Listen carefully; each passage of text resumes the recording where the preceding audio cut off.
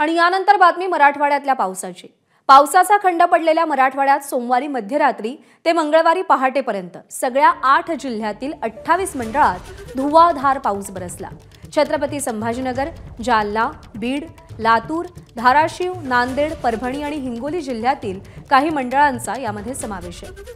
त्यामुळे विभागातील 560 गावं या पावसामुळे चिंब झाली आहेत। दरम्यान मराठवाड्यामध्ये गेल्या 39 दिवसात पावसाने 26 बळी घेतलेत। यामध्ये पाण्यात वाहून जाणं, वीज पडून मृत्यू होण्याच्या घटनांचा समावेश आहे।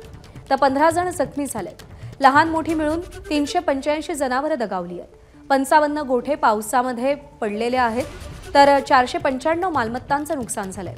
1208 शेतकऱ्यांच्या 922 हेक्टर जिरायत जमिनीचं नुकसान झालं असल्याची नोंद आहे।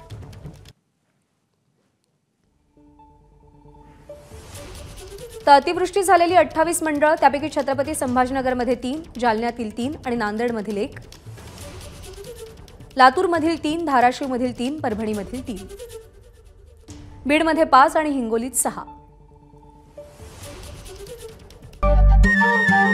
नमस्कार। मन सुद्धा तुझं ही वेगळ्याच प्रकारची मालिका तुम्हा सगळ्यांना खूप आवडली होती। याचा दुसरा सीझन कधी येणार अशी विचारणा झाली। प्रतीक्षा संपलीये मित्रांनो, येतोय मन सुद्धा तुझाचा दुसरा सीझन। होई मन सुद्धा